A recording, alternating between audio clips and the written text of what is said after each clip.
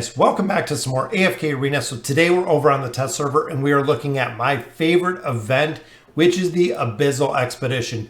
So I was going to go ahead and make a quick little guide video, really breaking down the Abyssal Expedition when you first get in. So when it actually opens, once it goes past the 24-hour matchmaking process, you can choose left or you can choose right. As you can see, we have Oscar and we have Dark Namora, which is back. We have Titus and we have the Grotesque Mage. This one, since there's a lot of players on the left, we're actually going to go over to the right. Boom. So this is what you see when you first enter into the Abyssal Expedition. I own this one little single tile here. Let's see where everyone else is at. Looks like they're a little bit above us. Here is our two gates that we're actually going to. So what will happen to start off is you'll start pathing towards this gate. Depending on which gate essentially the raid chooses to go to first is going to be the method you're going to go to. Ultimately, you want to start off with heroes. So when you first enter into the Abyssal Expedition, you don't have any heroes. You don't have relics. That's really the big thing right here. So what we want to make is when we join in, we're going to make a team comp that is the best two teams that we can build out of here.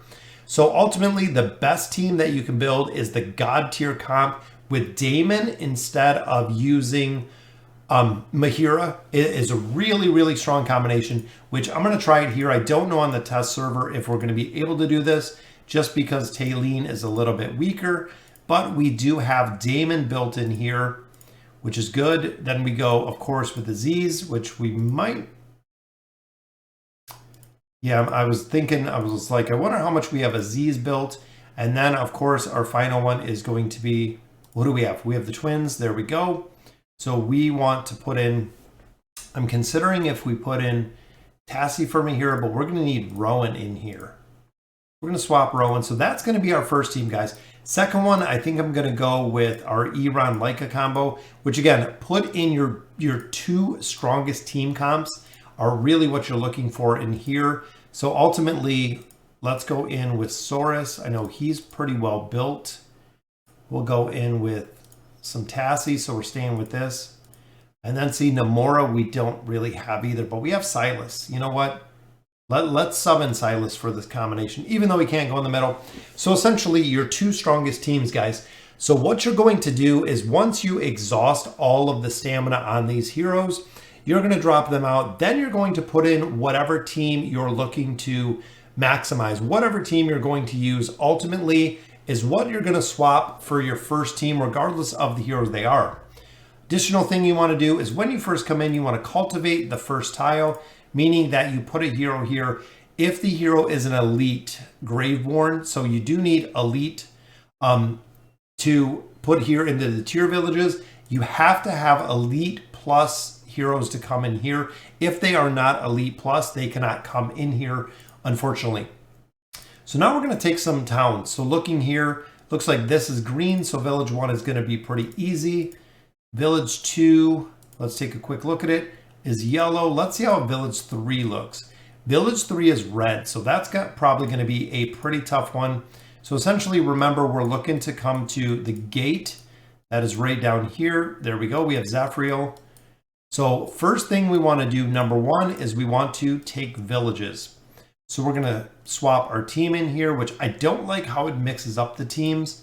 But we're going to try this God tier comp with Daemon. Very, very strong combination. Let's come through here. This might be the good team to take, probably the Town Hall 3s if we can. But ultimately, guys, you're going to go through. You're going to take a couple battles in here. You do want to slow it down. So the big reason you want to slow it down, really two things. One, right here, if you get 3 stars, guys, you get 6 of the stamina back you used. So we used 12, we got 6 of it back. If you defeat all enemies, you get 1 star. If you defeat enemies within 30 seconds, you get 2 stars. If you lose a hero, or if you don't lose a hero, you get all 3 stars. Every star you lose it takes away 2 stamina that you don't recover. So ultimately, guys, it costs 1 stamina every time you reset a battle. If you can go ahead and win the battle with 3 stars, that is best case scenario. If you're going to lose 1 star, could you restart it and win? And also, Is it going to be beneficial? If you lose 2 stars, you're only going to recover 2 stamina, which means that the place you're fighting could be a little bit too tough for you. So ultimately, we want to go ahead and garrison another hero there.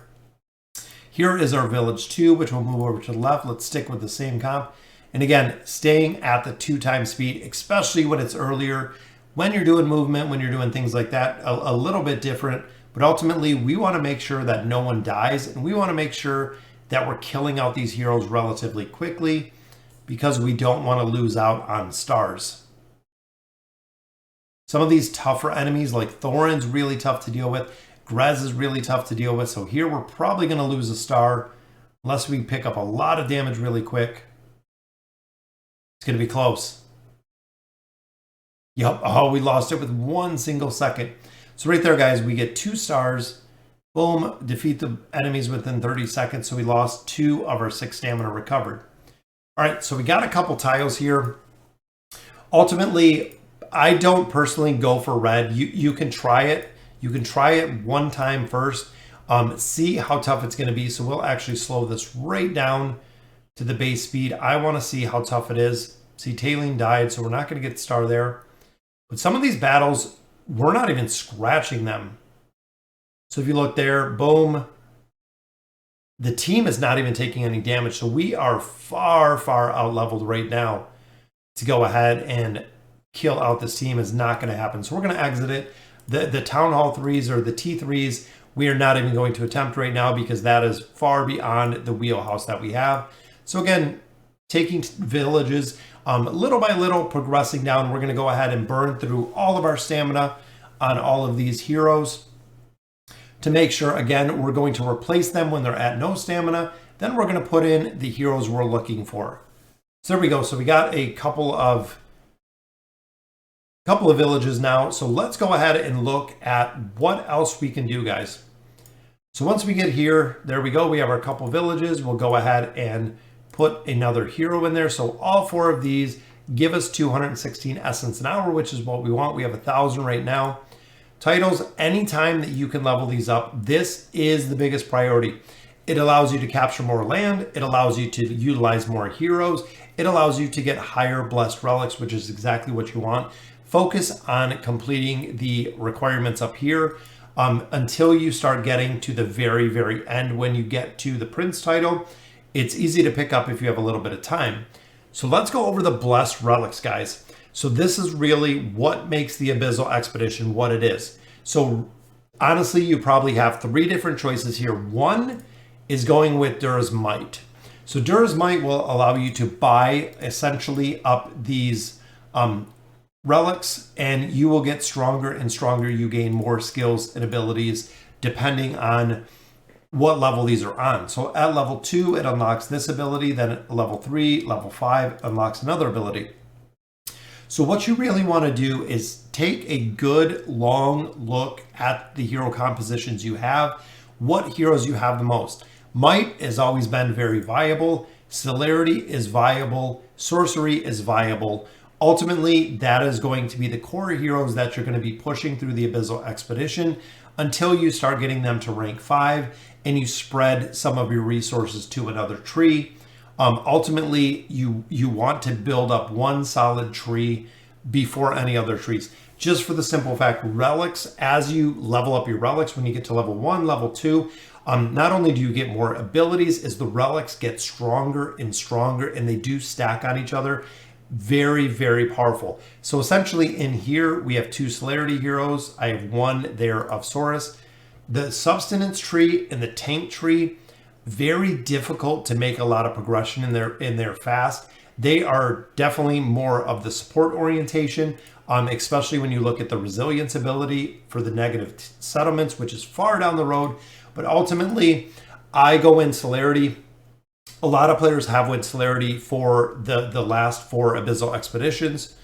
Ultimately, very easy to go through. A lot of celerity heroes we have at AFK Arena. A lot of them you have geared out. Because remember, guys, making sure your heroes have faction gear, signature items do carry with them, and furniture bonuses do carry with them as well. Making one set tree makes it easier to push through the Abyssal Expedition really quickly. So let's see, we don't have any resources to collect yet, but ultimately you go through, you buy the resources or buy the blessed relics, increasing your one specific tree. So if I'm building celerity, I will put all celerity heroes in here to make sure that I'm utilizing and making the most of the relics I'm purchasing. I don't want to throw like one Saurus in here right now at the beginning, just for the simple fact you want to focus on one tree until you gain a couple levels, you get a couple relics. All right. So some of the other common tactics is when you're doing movement tiles are really, really weak. So they usually don't have a strong formation. They have common enemies. Ultimately, you don't want to use movement tiles with 5 full heroes. If you can go in with less than 5, it definitely works. 2 ideal, 3 especially early before you start building up some relics. But this way you're saving stamina every single time that you're moving, whether you're combining with other players, ultimately saving tiles out of the movement that you have in here. We have the leaderboards. Of course, now the leaderboards are live. We have accolades to see. Essentially, these are what you're going to get from the militant reward. So if you kill the Abyssal Terror, you actually get these cards to use in our trading hub, which a lot of players haven't seen the trading hub because they haven't got to the point of taking out the final boss or taking out the boss multiple times. But you can also see how the militia is doing and who essentially you're grouped up with. Also utilizing the chat function. This is a main area of communication that people really focus on. But ultimately, guys, that is a very, very basic rundown of the Abyssal Expedition. We'll cover it more in depth in the upcoming times when you start getting further into the titles, when you start getting a little further in the Abyssal Expedition, when you start spreading out some of the blessed relics, when you're building the team core team comps. Ultimately, it does get a little more in depth, but that gives you a very, very basic start. So make sure, guys, you enroll for the Abyssal Expedition going casual if you are a very casual player. If you're a regular daily player, go with the honorable enrollment. Even players with smaller accounts have had no problem going through and making a ton of progression in there. So guys, let me know in the comments what you guys think. And as always, thank you guys for watching.